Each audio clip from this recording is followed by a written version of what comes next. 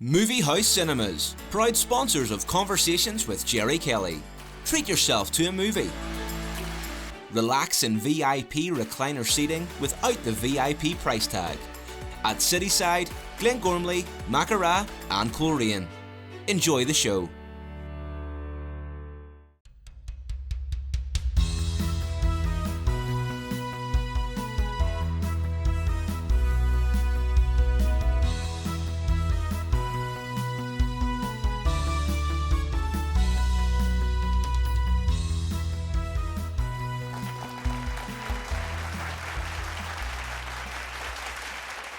Hello and welcome to Conversations with me, Gerry Kelly.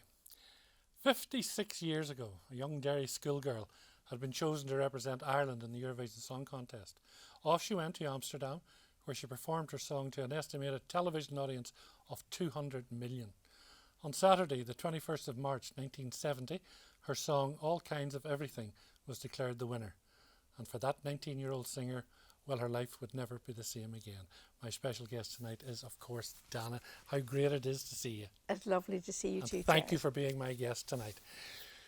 Do you know when you say it out loud, 56 years ago since you won the competition? It's scary, isn't it? I was just thinking that when you were saying it. You know, it is. But you know, anytime I feel like that, I think of my granny. And I was very close to my granny. And when she was in her 80s, she was brushing her silver hair. And she suddenly turned to me and she said, "I'm 18 inside, you know." Ah, lovely. And I've never forgotten that. I think a lot of it is really how do you feel inside. Of course. Have the years dimmed the experience of that night? Are things a blur today of what happened? Oh no, not at all. I remember every detail because I wanted to, because I thought I'd never do it again. And so every single thing, even little snippets of conversation are vivid in my mind. Really? It's remarkable considering that you never intended to be a singer in the first place. No, and that's why I wanted to remember it, because I thought it was my swan song. And that's why I had permission to go there. I was about to sit my A-levels, and I think it was in May I was doing my practicals. I was doing piano as my practical, and I had to get permission to go. And they said, take your school books with you, which I did, which I never looked at. But it was just that thought, I will never ever do this again. And so I wanted to keep everything fresh. You were the picture of innocence sitting on that little stool that night, and the little clip in your hair. Yeah. I love that little touch. Yeah. Well, that was an accidental touch. Oh, really? It happened in Dublin, in studios in Dublin. The girls wanted to do something a bit unusual with my just long hair, and they did all little plaits and caught it like this. And I went out to do the rehearsal, and the producer, Tom McGrath, he says, "What? Stop! What's that in your head? It looks like a Sputnik." And he sent me back into the makeup room, and they took it all down, and the girl rummaged in the drawer and found a clasp to keep it out of my hair. And that's how it happened. That was it. You certainly weren't favourite to win that year, were you? No, I think it was 120 to 1. Really? That much of an outsider? My father was one of the few that booked on. Did he put a pound or Oh, two he on did, it? of course he did. Yeah. And the neighbours. Oh, brilliant. Mary Hopkin was in that year. She was. And she was the hot favourite, wasn't it? She was, and I assumed that she would win. I was a very big fan of Mary's. And she was, you know, when you meet someone that you really like, there's always a bit of fear. Will they be really horrible when you meet them? Yeah. She was just as lovely as I thought she'd be. And I'm very grateful for that. And tell us who was fourth in the same competition. Oh, a young fella called Julio Iglesias. Was fourth. Fourth. After you won, things must have just gone haywire. And here you were, your song, All Kinds of Everything, sold over 2 million copies worldwide. You were thrust into the limelight. It must have been very daunting for an inexperienced young performer like yourself to be thrown into this bruising, alien world of show business. Well, it was very traumatic. It definitely was traumatic. And, you know, one of the things I missed the most was I missed my friends.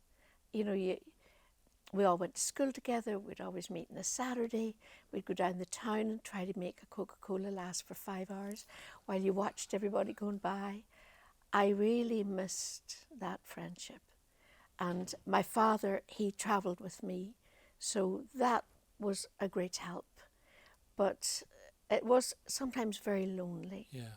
You know, very lonely. It would have been very difficult to cope. Did it happen instantly? Was that it? After that night, was that you on the circuit, so to speak? Well, that was it. I thought I might go back and do my A-levels, but it was impossible, Gerry. The night I arrived back in Derry, I think there was 4 camera crews from different European countries sleeping on the landing, so you couldn't go out. And then at the school, they were just surrounded by cameras, and it was very off-putting for the girls. So I couldn't go back, and all you could do was move forward. And that's what I did. How did you cope? What kept you sane? Was it the presence of your family through your father with you, or what? Because you were meeting people that you would never meet in your normal life. I think I did actually. I was so stressed. I think I did actually have a kind of a little emotional breakdown at one point. And yes, it was having family near me. And my friends, they're still my friends. So it didn't matter to them if I'd won Eurovision or failed miserably. I was still just one of them. Yeah. And it's still the same today. And so that means the world, Gerry. Of course it does. Yeah. And certainly now as an adult looking back at how important that was. The trick then was, of course, after All Kinds of Everything, was to get another big hit. Yeah. That didn't happen for a while. No, but I had a big flop. You had one big flop immediately afterwards. It was the next release. That was the first time I met a young singer called Olivia Newton-John. And she was singing the demo disc. And it was given to me by one of the Shadows, who was her boyfriend at the time, called I Will Follow You. Yeah. And it completely flopped. But Gerry, it was the best thing ever happened to me. I remember going into my agent. I had a wonderful agent called Dick Katz. And he's sitting on one side of his desk, I'm on the other. And he said, well, you can go back to normality now. He said, everyone expects a Eurovision winner to be a one-hit wonder. Or you can stay and fight. And for the first time, I felt like I actually had some kind of control. And I thought about it and I said, I'll stay and fight. And so we did. And the next release was it To Put the Lights Out? That was the big one. That was the And next that big charted just as Eurovision came around again. So when I handed on that award to a girl called Severine, who won for, I think it was Monaco, I had a hit all over Europe and in England and Ireland. So I wasn't a one-hit wonder. And that was a major step. Did you harden yourself up? I hope I never hardened myself, but you do have to take knocks, you know, because everybody's life has ups and downs, and everybody's career has ups and downs. And I remember one terrible night I had. In fact, I was only speaking about it with a family member a few nights ago. Dorothy Squires, now maybe a lot of your listeners might know her. She was a massive star. She was the Shirley Bassey from Wales before Shirley Bassey, and she married, or Roger Moore married her. He was a young star. She was an established, huge singer. And I was doing a cabaret in Wales. Well, there just couldn't have been anything that went right. The lighting, the sounds, the audience, I was really shook. I knew she was in. I wanted to really glow. It was a disaster. And I went back to the dressing room and the knock on the door, and she came back to see me, which first of all was unexpected. And she came in, she didn't have to say a word. She sat down. She said, well, never resent the bad sound and the bad crowds, or even a bad performance. Never resent it. That's what will make you a star, not the easy nights. Wow. Well, do you know, it changed my whole outlook. every time I had a tough performance or a tough crowd, You remembered her I'd words? just say, I have to win this, and it's another step forward. Throughout the 70s and the 80s, your star rose dramatically. You were everywhere. You were touring all over the UK and Ireland, all over Europe, further afield. You had your own television shows. You were in every other, as a guest in every other show, from Top of the Pops to Markham and Wise. How hectic were those years, those 5 or 6 years immediately afterwards? Oh, 24/7. It never stopped. How did you cope with that? I loved it. I loved it. I loved what I was doing. I was learning all the time, and it was between cabaret and theatre and television. And then during the day, you know, it was, you'd visit hospitals or you'd visit a mine. I was down a mine at the coal face, and wherever you went, it was like dipping into people's lives, where they were from. Or you'd be in Germany and you'd be going around Berlin, and I absolutely loved it. And that's dangerous. In what respect? Because if you absolutely love your work and everything revolves around it, including the people around you, if they revolve around making it possible, if anything happens to your work, what have you got? Well, something did happen to your work, because almost at the pinnacle of your career, you developed the problem with your vocal cords. Yes, I had a cancer scare. I had a growth on one of the vocal cords. And there was a fear that you may never sing again. Well, I didn't know it at the time. I just thought it was a nuisance. I thought it was a nodule, which is like a corn that singers get on the cords. Yeah, that you could scrape off. Absolutely. And I'd had that done the previous year, and I bounced back. But it wasn't. It was actually a growth with a root. But I didn't know that. I just remember leaving the house, that I was going into the hospital. They found it in the morning. I was in the hospital that night. And I remember my mother in tears. And I remember thinking, why is she crying? In I went. When I woke up, there were headlines. Dana may never sing again. I thought, that's typical. You know, blowing everything out of proportion. And then my consultant came in, and he said, I don't know if you'll sing again. I had to remove a piece of the cord. And then it was a very long journey. In total, it was 5 years before I could go back to normal, like undertaking a series or undertaking a season. It was 5 years. Were you frightened? Were you resentful of At what times happened? I was very frightened. At times I was very sad. I remember going to meet, I became very good friends with a wonderful singer called Denise Williams. Do you remember her I album? remember Denise I just want Williams, to be free, Yes. free. Beautiful voice and a beautiful girl. And I went to see her, I don't know, Dominion or somewhere like that. And they were all shouting and cheering, and I couldn't cheer for her. And I remember thinking, looking at her, I was so proud of her, and I thought, I'll never do that again. You know, moments of great sadness, and then moments, I think, of real fear. But I found a wonderful singing teacher. I think she was an answer to prayer, honestly. Madame Norberg. And she took me under her wing. It was very tough. She'd say to me, don't listen to the voice, because I'd sing, I was like bagpipes. Goodness. 2 notes would come out instead of one. Don't listen to your voice, listen to me. And sometimes I'd leave her feeling I'd been beaten around the room by Cassius Clay, you know, and other times she would just put her arms around me. And I had a very good group of friends. Cliff was a good friend. I had many good friends in the business. And they organised a cabaret night, private, just about 50 people. They hired a room. I went with my band because I'd been invited to sing at Luton Palace, which was a huge venue.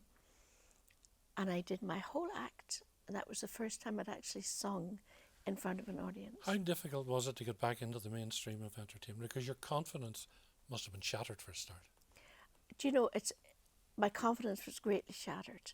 and I had to keep turning down. I was going to star in the Manchester Opera House as Cinderella, all costumes designed and everything, and I had to pull out at the last minute. I think that was the worst thing, the setbacks, the relapses, the fears, that was worst. But going back in was incredibly easy because I'd had a string of hits up to this point.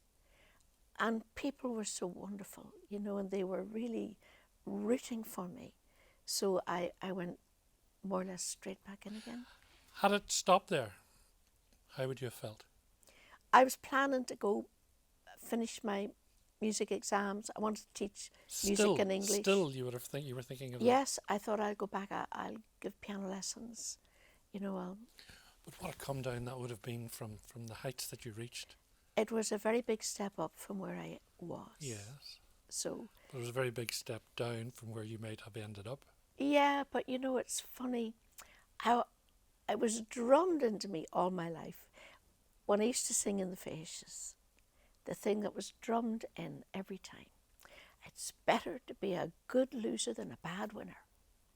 And if you lose, don't be upset, there's always somebody better.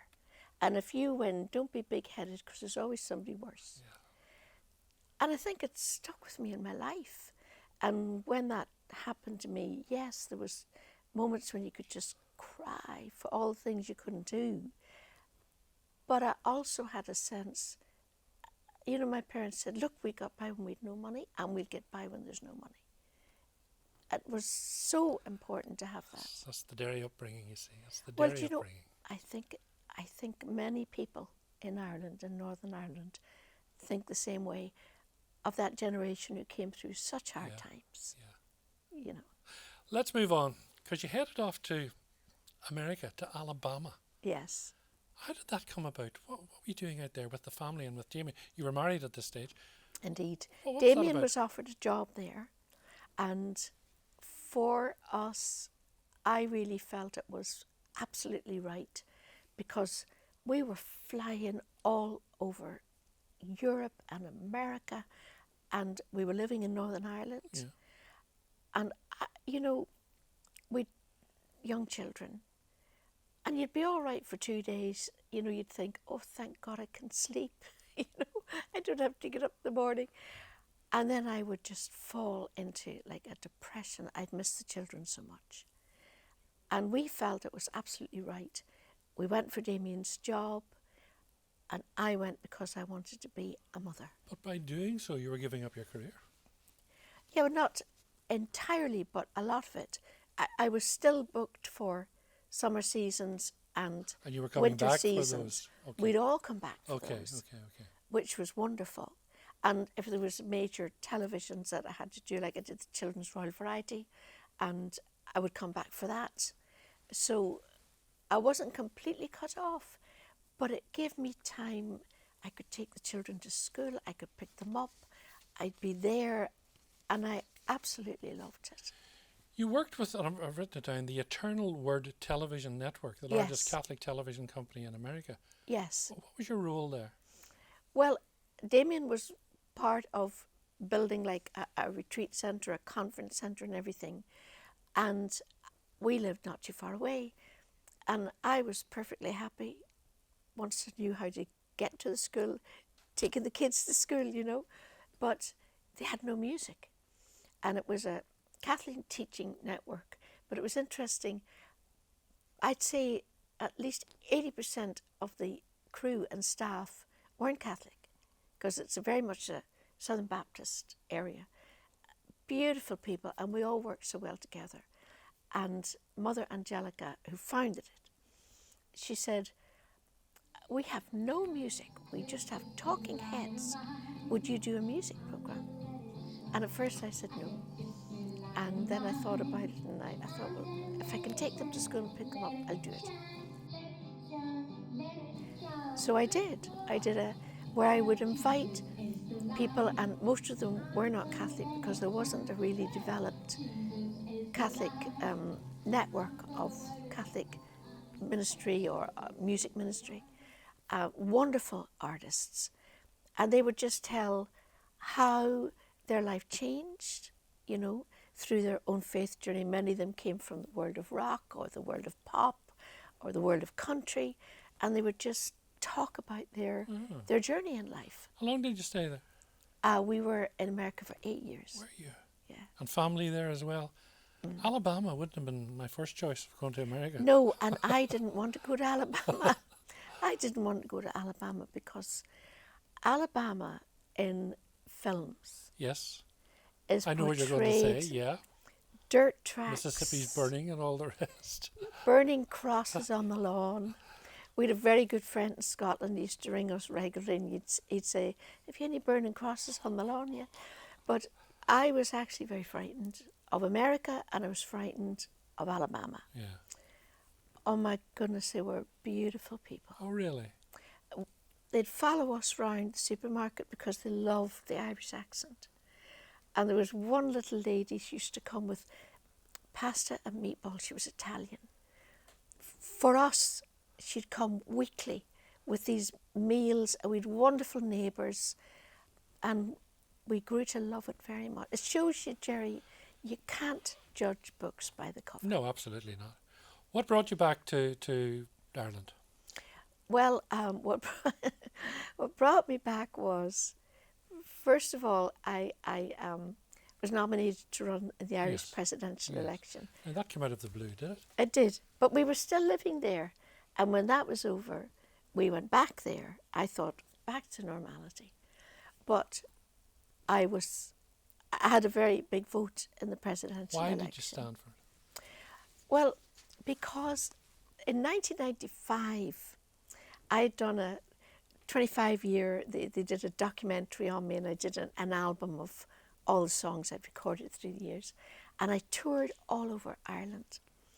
And every day I was meeting people, and especially, funnily, down the west coast, Donegal down. And because you're in people's living rooms, and we'd be the same with people, we say, you feel an intimacy with them, and you feel you know them. So people would talk to me about how they were feeling, about their worries, about that there wasn't enough jobs, that they couldn't get houses, that there wasn't roads, you know. And I'm listening to all of this, and I'm thinking, God, and that the country's changing so fast, and the government's not listening to them, and how do they be heard? And I was listening to this, and then 2 years later I was asked would I stand to ask for nomination for the presidency, which is laughable, because I wasn't interested in being in politics. But I came to a point where I had to decide, I have a platform, I have a voice, and they don't. And I know what's worrying them, and I could speak for them. Mm-hmm. And that's all I did. I didn't think I'd get nominated. Well, you were third. Mary McAleese won that year, didn't you? But I was the first independent ever nominated. That's true. To run. Yeah. Mary McAleese won, and then Fine Gael, the second biggest party, was second, and I was third. So then, 2 years later, when the European elections came around, all those hundreds of thousands of people who voted for me, they said, would you speak for us again? Because they felt Europe was making too many decisions for the country. And we did the shortest campaign, I think, in the history of Ireland. And I won it. And I was an MEP. And that's why we moved back to Ireland, and I'm very happy. You hold some very strong values. I hope so. On abortion, on same-sex marriage, on divorce and so on. Are your values in keeping with Irish values today? Because life has changed. Irish society has changed hugely. Are you out of step? Well, you know, as I frequently have said, you know, I try never to hurt or to judge people. But you feel your voice is being still heard today because young people are not listening to those old values anymore? I think, I remember when I wasn't that long in the European Parliament, and they were trying to remove the word family from the proposed European Constitution, and they were removing the name mother and father and replacing it with social construct. And they were putting forward bills that a family was any group of people who lived in a house for longer than a certain number of years. And I was part of a committee where they had a survey, European-wide, of young people to find out what mattered to them. And this would have been the early 2000s. What was important to them? Without exception, in every single country, family. Wow. Sadly, Dana, 30 minutes is never long enough talking to you. Thank you for being my guest tonight, and can I wish you, Damien, and the family all the best for 2026. Thank you very much. The same to you.